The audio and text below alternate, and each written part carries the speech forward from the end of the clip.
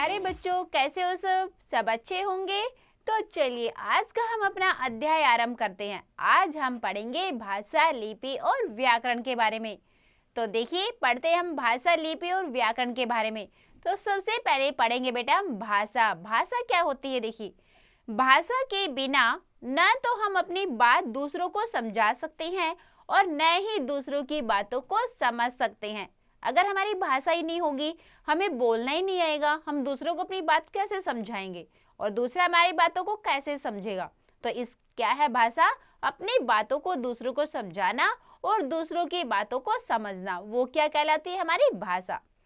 भाषा ही वह साधन है जिसके द्वारा मनुष्य अपने विचारों और अभिव्यक्तियों को दूसरों के सामने प्रकट कर सकता है। यानी कि भाषा क्या है? वो एक साधन है। कैसा साधन है? जिससे कि मनुष्य, यानी कि जो मनुष्य है वो अपने विचारों को दूसरों के सामने आदान प्रदान करता है, अभिव्यक्तियों को यानी कि अपने भावों को, ठीक है, अपने विचारों को और भावों को दूसरों के सामने प्रकट करता है। वो क्या होता है बेटा? भाषा। अपने मन की बात या विचारों को प्रकट करने के दो तरीके हैं, ठीक है। हम अपनी बात दूसरों के सामने बोल रहे हैं या हम लिखकर अपनी बात बता रहे हैं, कैसे भी बता रहे हैं, यानी कि हम अपनी बातों को दूसरों के सामने स्पष्ट करना चाह रहे हैं। तो उसके कितने तरीके होते हैं? दो तरीके होते हैं। या तो हम बोलकर बताएंगे या हम लिखकर प्रकट करेंगे, ठीक है। तो बोलकर या लिखकर। इसी प्रकार दूसरों की बात या विचारों को समझने के भी दो तरीके हैं। पहले तो हमने अपनी बात समझाई दो तरीकों से। कौन से तरीकों से? बोलकर या लिखकर। लेकिन अगर हम दूसरों की बातें समझ रहे हैं, वो भी कितने तरीकों से समझ सकते हैं हम? दो तरीकों से। कौन सी? सुनकर, पढ़कर। यानी कि दूसरे ने बोला, हमने सुना, ठीक है, या फिर दूसरे ने लिखा और हमने पढ़ा। तो दो दो तरीकों से हम अपनी बातों को समझा भी सकते हैं और हम अपने दूसरों की बातों को हम समझ भी सकते हैं। अतः किसी बात को बोलना, सुनना, पढ़ना और लिखना ही भाषा है। ये भाषा के चार कौशल भी हैं। भाषा के चार कौशल कौन से हैं? बोलना, सुनना, पढ़ना, लिखना, और यही क्या है? भाषा है। यानी कि हम अपने भावों को या अपने विचारों को दूसरों को के सामने या तो हम बोलकर समझा सकते हैं या लिखकर समझा सकते हैं, और जो दूसरा है वो या तो सुनकर समझ सकता है या वो पढ़कर समझ सकता है। तो ये क्या होती है? हमारी भाषा। आगे देखिए, वह माध्यम जिसके द्वारा मनुष्य अपने विचारों का आदान प्रदान करता है, भाषा कहलाती है। अब आ जाते हैं बच्चों भाषा के रूप। तो भाषा के मुख्यतः कितने रूप होते हैं? दो रूप होते हैं। कौन कौन से? मौखिक भाषा और लिखित भाषा। तो पहले हम पढ़ लेते हैं मौखिक भाषा के बारे में। मौखिक भाषा कौन सी होती है? देखिए, मुख से बोलकर विचारों को अभिव्यक्त करने वाली भाषा मौखिक भाषा कहलाती है। यानी कि मुंह से बोलकर हम अपने विचारों को अभिव्यक्त कर रहे हैं, यानी कि दूसरों को समझाने की हम कोशिश कर रहे हैं, ठीक है। तो वो क्या हो जाती है? हमारी मौखिक भाषा। घर, खेल के मैदान, पार्क आदि स्थानों में हम मौखिक भाषा का ही प्रयोग करते हैं। भाषा के इस रूप को कथित भाषा भी कहते हैं। क्या कहते हैं इस भाषा को? हम कथित भाषा भी कहते हैं। कैसे? जैसे घर में है या खेल के मैदान में है, ठीक है, या फिर पार्क में है, ऐसे घूम रहे हैं, तो वहां पर हम कौन सी भाषा का प्रयोग करेंगे? मौखिक भाषा का प्रयोग करेंगे।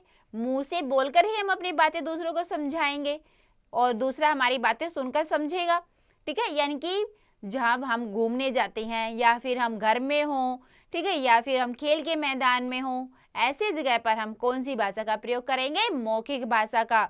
और मौखिक भाषा का दूसरा नाम क्या होता है? कथित भाषा।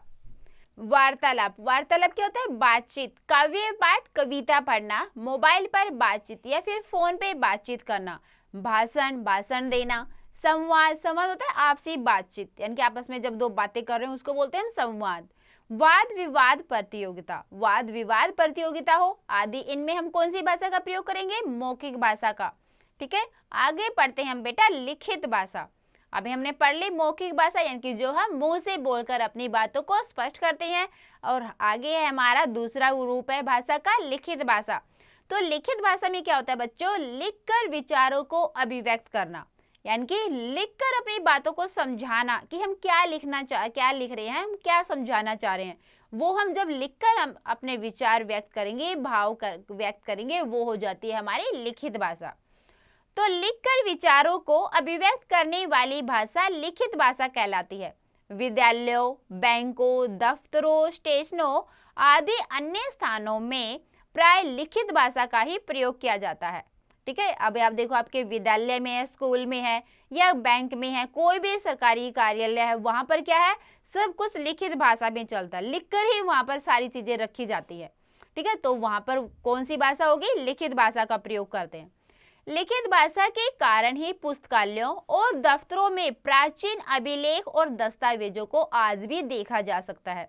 तो जो लिखित भाषा है, इसके आधार पर क्या है, हम बहुत पुरानी बातें, जो हमारे जन्म से भी पहले की बातें होंगी, उनको हम पढ़ सकते हैं, उनका हम ज्ञान प्राप्त कर सकते हैं। क्यों? क्योंकि वो लिख कर रखी गई है, और लिख कर रखी गई है तभी वो सुरक्षित है, और आज हम उनको पढ़ भी रहे हैं। तो ये क्या है, इसलिए लिखित भाषा क्या है, बहुत ज्यादा महत्वपूर्ण है। क्यों? क्योंकि हम इसमें अपने जो भी प्रयोग करने वाली जो चीजें हैं, काम आने वाली जो चीजें हैं, जिनसे हमें कुछ ज्ञान मिलता है, वो क्या है, लिखकर हम रख सकते हैं, ताकि आने वाली पीढ़ियां भी उनको पढ़ सके, उनसे ज्ञान अर्जित कर सके। तो इसलिए हम किसका प्रयोग करते हैं, लिखित भाषा का प्रयोग करते हैं। आगे देखिए, स्मरण रखिए मतलब कि याद रखिए, व्याकरण में भाषा के मौखिक और लिखित रूप का ही अध्ययन किया जाता है। यानी कि व्याकरण में भाषा का लिखित और मौखिक इन रूपों का ही अध्ययन किया जाता है। आगे बेटा, अन्य भाषाएं देखिए कौन सी है। भारत में अनेक भाषाएं बोली और लिखी हुई होती है। ठीक है, भारत में वैसे अनेक भाषाएं होती हैं, जो बोली भी जाती है, लिखी हुई भी जाती हैं। जैसे उड़ीसा में उड़िया, तमिलनाडु में तमिल, केरल में मलयालम, महाराष्ट्र में मराठी, पंजाब में पंजाबी, कर्नाटक में कन्नड़ आदि। तो ये क्या है, अलग अलग जगह की अलग अलग भाषाएं हैं जो कि वहाँ के लोग प्रयोग करते हैं। ठीक है, आगे बेटा, विश्व के विभिन्न देशों में भी अनेक भाषाएं बोली, पढ़ी और लिखी जाती है। जैसे भारत में हिंदी, जैसे ऊपर थी, वो क्या थी, वो एक राज्य की भाषा थी अलग अलग, लेकिन देशों की भी अपनी भाषा होती है। जैसे हमारे भारत देश में कौन सी भाषा बोली जाती है, हिंदी, और जापान में जापानी, जर्मन में जर्मनी, स्पेन में स्पेनिश, चीन में चीनी, इंग्लैंड में अंग्रेजी आदि भाषाएं बोली और लिखी जाती हैं। तो ये अलग अलग देशों की अलग अलग भाषाएं हैं, जो कि वहाँ रहने वाले लोग उनको बोलते भी हैं, पढ़ते भी हैं और सीखते भी हैं।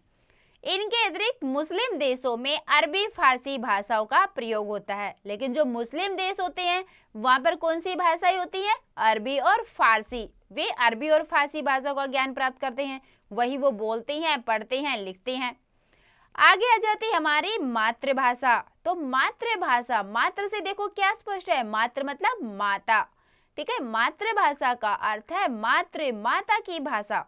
यानी कि विद्यालय जाने से पहले बच्चा अपने माता पिता व परिवार के अन्य सदस्यों से जिस भाषा को सीखता है, उसे मातृभाषा कहते हैं। अब छोटा बच्चा स्कूल जाने से पहले अपने घर में ही रहता है 2-3 साल तक। तो घर में रहकर वो क्या है, अपने घर वालों से, माता पिता से, दादा दादी से, भाई बहन से वो जो भाषा सीखता है, उसको बोलती है मातृभाषा। विद्यालय में जाने के बाद वो शुद्ध हिंदी बोलना सीखता है, लेकिन पहले उसके घर में वो जिस लैंग्वेज में, जिस भाषा में वो बात करते हैं, पहले वो बच्चा वो भाषा सीखता है। तो जिसे हम क्या कहते हैं, उसको मातृभाषा। ठीक है, आगे आ जाती है हमारी बेटा राजभाषा और राष्ट्रभाषा। तो 14 सितंबर 1949 को भारत की संविधान सभा ने हिंदी को राजभाषा के रूप में मान्यता प्राप्त की थी। हमारे देश के अधिकतर लोग हिंदी समझते और बोलते हैं, इसीलिए हिंदी को देश की राजभाषा का दर्जा दिया गया है। हमारे देश में प्रतिवर्ष 14 सितंबर को हिंदी दिवस के रूप में मनाया जाता है। तो देखिए बेटा, राजभाषा और राष्ट्रभाषा क्या है। 14 सितंबर 1949 को, ठीक है, भारतीय संविधान में, यानी कि जो हमारा संविधान है उसमें क्या है, हिंदी को राजभाषा के रूप में मान्यता प्रदान की गई थी। इसीलिए 14 सितंबर को हम क्या मनाते हैं, हिंदी दिवस मनाते हैं हम अपने भारत देश में। हमारे देश के अधिकतर लोग क्या है, हिंदी बोलते हैं और समझते हैं। हमारे भारत में अलग अलग राज्यों की भी अलग अलग भाषाएं हैं, लेकिन ज्यादा प्रयोग किसका होता है, हिंदी का। यानी कि अधिकांश लोग क्या बोलते हैं, हिंदी बोलते हैं और हिंदी ही वो समझते हैं। इसलिए हिंदी को देश की राजभाषा का दर्जा दिया गया है। और हिंदी दिवस हम कब मनाते हैं, 14 सितंबर को मनाते हैं। आगे आ जाती है बेटा बोली। बोली क्या होती है, बोली होती है किसी सीमित क्षेत्र में बोले जाने वाला भाषा का स्थायी रूप। बोली कहते हैं वो एक सीमित क्षेत्र में बोला जाता है, ये नहीं कि वही बोली दूसरी जगह भी बोली जाए, कोई ये नहीं है। वो बोली क्या, वो एक जगह पर अलग ही उसका रूप होता है, अलग ही वो बोली जाती है। तो किसी क्षेत्र विशेष में बोली जाने वाली भाषा बोली कहलाती है। जैसे पश्चिमी उत्तर प्रदेश में खड़ी बोली, हरियाणा में हरियाणवी और राजस्थान में राजस्थानी बोली जाती है। ठीक है, अगर मान लो आप पश्चिमी उत्तर प्रदेश में जाते हो तो वहां पर खड़ी बोली बोल रहे हैं, और हरियाणा में जाओगे तो हरियाणवी लोग अपनी अलग से भाषा बोलते हैं, राजस्थान में जाओगे तो वहां पर राजस्थानी भाषा बोलते हैं। तो ये क्या हो जाती है, बोली हो जाती है, वो उनकी अपनी अलग बोली है। अधिकांशतः यह आपसी बातचीत में काम आती है, इसे भाषा का मानक रूप नहीं माना जाता। ये क्या है, बस वैसे ही वो वहां के लोग ही उसको बोल रहे हैं, समझ रहे हैं, लेकिन हम इसको मानक रूप नहीं दे सकते कि ये हमारी मानक रूप हो गया, ये हमारी भाषा सही होगी। क्यों, क्योंकि वो वहीं के उसी क्षेत्र के निवासी समझ सकते हैं, बाकी जगहों के तो नहीं समझ सकते। ठीक है, तो वो क्या हो गया, बोली हो गया। जो बोली क्या होगी, जो एक सीमित क्षेत्र में बोले जाने वाला भाषा का स्थायी रूप होता है। तो किसी क्षेत्र विशेष में बोली जाने वाली भाषा बोली कहलाती है। आगे बेटा भाषा और बोली। अब देखिए भाषा है और बोली है, दोनों में अंतर होता है। अंतर तो होता ही है भाषा और बोली में। तो कैसे होता है, देखिए भाषा का क्षेत्र व्यापक होता है, जबकि बोली का क्षेत्र सीमित होता है। यानी कि भाषा का क्षेत्र व्यापक होता है, बड़े पैमाने पर होता है, बड़े दर्जे पे होता है, लेकिन बोली का क्षेत्र क्या सीमित होता है, वहीं तक थोड़े ही दायरे तक होता है। भाषा में साहित्य रचना एवं ज्ञान का संग्रह होता है। ठीक है, भाषा में क्या साहित्य भी लिखे जाते हैं और उनसे हमें हमारा ज्ञान भी बढ़ता है, लेकिन बोली का साहित्य कथा, किंवदंतियों और लोकोक्तियों तक ही सीमित रहता है। ठीक है, यानी कि बोली का साहित्य किस तो वहां की लोकोक्तियां या मुहावरे, कहावतें, इन्हीं यहाँ तक ही सीमित रहता है बोली का। आगे हम पढ़ते हैं लिपि। लिपि क्या होती है, देखिए लिपि मनुष्य ने जब भाषा का विकास करना आरंभ किया, यानी कि मनुष्य ने जब भाषा को बोलना आरंभ किया, अच्छी तरह से प्रयोग करना सीखा, फिर क्या तब उसे ध्वनियों को निश्चित रूप देने की जरूरत महसूस हुई। तो तब मनुष्य को जरूरत हुई कि भाई हमने भाषा बोलनी सीख ली है, तो इनको एक निश्चित रूप भी दिया जाए। ठीक है, तो वो क्या हो कहलाता है फिर लिपि। फिर उसने ध्वनियों को चिन्हों के रूप देने शुरू कर दिए, उस जो लिपि कहलाती है। तो जो ध्वनि है, मनुष्य ने जो ध्वनि बोली, उन्होंने फिर उसको एक चिन्ह का रूप दिया। ठीक है, तो वो क्या कहलाया, जब उसमें ध्वनि में चिन्ह का प्रयोग हो गया तो वो क्या हो गया, लिपि कहलाई। ठीक है, तो क्या हम लिखेंगे लिपि की परिभाषा, किसी भाषा की उच्चारित ध्वनियों को लिखने की विधि लिपि कहलाती है। यानी कि कोई भी भाषा है, जब हम उसको उच्चारित करते हैं, उनका उच्चारण करते हैं, बोलते हैं, और जो लिखने की जो विधि है उसको हम क्या कहेंगे, लिपि। आगे बेटा आइए विश्व की कुछ प्रसिद्ध भाषाओं और उनकी लिपियों को जानते हैं। ठीक है, विश्व में बहुत सारी प्रसिद्ध भाषा हैं और उनकी लिपि हैं। तो देखिए हिंदी की लिपि कौन सी है, देवनागरी। संस्कृत की कौन सी है, देवनागरी। नेपाली की देवनागरी, मराठी की देवनागरी। तो यानी कि इन चारों भाषाओं की लिपि कौन सी है, देवनागरी। किस किस की है, हिंदी, संस्कृत, नेपाली और मराठी, इन सब की लिपि है बेटा देवनागरी। आगे है पंजाबी। जो पंजाबी है उसकी लिपि कौन सी है, गुरुमुखी। अंग्रेजी की रोमन, उर्दू की फारसी, बंगाली की बांग्ला और फ्रेंच की रोमन। ठीक है, ये सब भाषाओं की क्या है, लिपियां हैं। स्मरण रखिए मतलब ये याद रखिए, देवनागरी लिपि बाईं से दाईं ओर लिखी जाती है। यानी कि जो देवनागरी लिपि होती है वो कहां से कहां तक कैसे लिखी जाती है, बाईं से दाईं ओर। और जो फारसी लिपि होती है वो होती है दाईं से बाईं ओर लिखी जाती है। ठीक है बेटा, ये तो थी हमारी लिपि। अब हम पढ़ते हैं व्याकरण। व्याकरण हम पढ़ते हैं, क्यों पढ़ते हैं, देखिए व्याकरण। अक्सर बच्चे इस तरह के वाक्यों का प्रयोग करते हैं, लेकिन यह भाषा का शुद्ध अशुद्ध है। व्याकरण के सही ज्ञान के अभाव में हमें भाषा के शुद्ध रूप का ज्ञान नहीं हो सकता। भाषा को शुद्ध रूप में बोलने, लिखने, पढ़ने आदि का ज्ञान व्याकरण ही कराता है।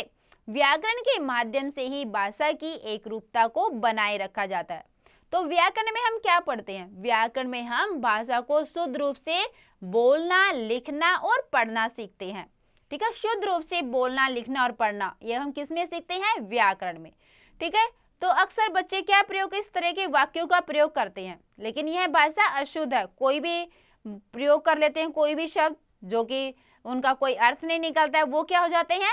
अशुद्ध शब्द हैं, और जो कि हमारी व्याकरण में नहीं है। हमारी व्याकरण में कैसे शब्द आएंगे? बिल्कुल जो हम शुद्ध रूप से पढ़ सके, बोल सके और लिख सके। ठीक है, अतः व्याकरण वह शास्त्र है जिसके द्वारा हम शुद्ध बोलना, लिखना, पढ़ना सीखते हैं। अर्थात व्याकरण भाषा के शुद्ध रूप का ज्ञान कराता है।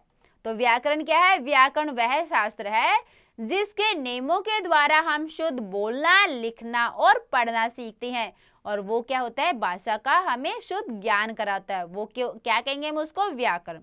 जैसे देखिए बेटा, तस्वीर में दिखाया गया है, क्या बोला है तस्वीर में? देखिए, तुम्हारे को कहाँ जाना है। ठीक है, फिर दूसरे को बोलता है मेरे को घर जाना है। तो दोनों ही वाक्य अशुद्ध है। तुम्हारे को क्या जाना, कहाँ जाना है, जबकि हमें क्या बोलना चाहिए? तुम्हें कहाँ जाना है। फिर उसको बोलना चाहिए मुझे घर जाना है। तो ये दोनों वाक्य क्या है? अशुद्ध है। इसमें व्याकरण के नियमों का पालन नहीं किया गया, इसीलिए क्या है? ये अशुद्ध शब्द है, अशुद्ध, गलत है, बिल्कुल ये वाक्य स्पष्ट नहीं है। अब हम पढ़ते हैं बेटा विशेष। देखिए क्या है विशेष? व्याकरण को भाषा का रक्षक कहा जाता है। जो व्याकरण है वो क्या है? भाषा की रक्षा करने वाला होता है। आगे बेटा व्याकरण के अंग। व्याकरण के अंग पढ़ेंगे हम। देखिए, व्याकरण के मुख्यतः 3 अंग होते हैं। कितने अंग होते हैं? 3 अंग होते हैं। कौन से? नंबर 1 है वर्ण विचार, 2 है शब्द विचार और फिर है वाक्य विचार। देखिए, वर्ण भाषा की वह सबसे छोटी ध्वनि है, अतः व्याकरण के जिस भाग में हम वर्णों के विषय में विचार करते हैं उसे वर्ण विचार कहते हैं, और शब्द विचार में व्याकरण के जिस भाग में हम शब्दों के विषय में विचार करते हैं वो शब्द विचार कहते हैं, और वाक्य विचार में वाक्य के जिस भाग में हम वाक्यों के विषय में विचार करते हैं वो उन्हें हम वाक्य विचार कहते हैं। वर्ण विचार में क्या हमने वर्णों के बारे में पढ़ा, ठीक है, जिसमें हमारे स्वर, व्यंजन ये सब आ जाते हैं। फिर स्वर और व्यंजन से हमारे क्या बने? शब्द बने, वो आ जाते हैं हमारे शब्द विचार में। फिर शब्दों से हमारे क्या बने? वाक्य बने, वो आ जाते हैं हमारे वाक्य विचार में। ठीक है, यानी कि पहले हमने वर्णों को सीखा, वर्णों से हमने शब्द बनाने सीखे और शब्दों की सहायता से हमने वाक्य बनाने सीखे। तो ये क्या है? हमारे व्याकरण के अंग हैं 3। अब देखिए हमने पाठ में क्या सीखा? वह माध्यम जिसके द्वारा मनुष्य अपने विचारों का आदान प्रदान करता है भाषा कहलाती है। आगे जैसे भाषा के मुख्यतः 2 रूप होते हैं, लिखित भाषा और मौखिक भाषा। देश व संसार में अनेक भाषाएं बोली जाती हैं। हिंदी हमारी राष्ट्रभाषा है।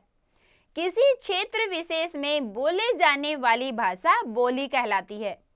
भाषा का क्षेत्र व्यापक होता है जबकि बोली का क्षेत्र सीमित होता है। किसी भाषा की उच्चारित ध्वनियों को लिखने की विधि लिपि कहलाती है। व्याकरण वह शास्त्र है जिसके माध्यम से हम भाषा को शुद्ध लिखना, बोलना व पढ़ना सीखते हैं। व्याकरण के 3 अंग हैं, वर्ण विचार, शब्द विचार, वाक्य विचार। तो बच्चों हमने पढ़ा व्याकरण में क्या क्या पढ़ा है यहाँ में, इसमें हमने पढ़ा भाषा, लिपि, बोली और व्याकरण। भाषा क्या है? हमारे विचारों का आदान प्रदान करना, और उसके 2 रूप है, मौखिक और लिखित। ठीक है, और फिर हमने क्या पढ़ा? और बोली। बोली क्या है? एक सीमित क्षेत्र में बोले जाने वाला भाषा का स्थायी रूप। फिर है हमारा व्याकरण। व्याकरण में हमें क्या सीखा? कि शुद्ध रूप से लिखना, बोलना और पढ़ना। और क्या है, कितने अंग होते हैं इसके? 3, वर्ण विचार, वाक्य विचार और शब्द विचार। तो बच्चों आपने पाठ बहुत ध्यान से सुना होगा, समझा होगा। तो बच्चों आप इसका एक बार और दोबारा से अभ्यास अवश्य कीजिए।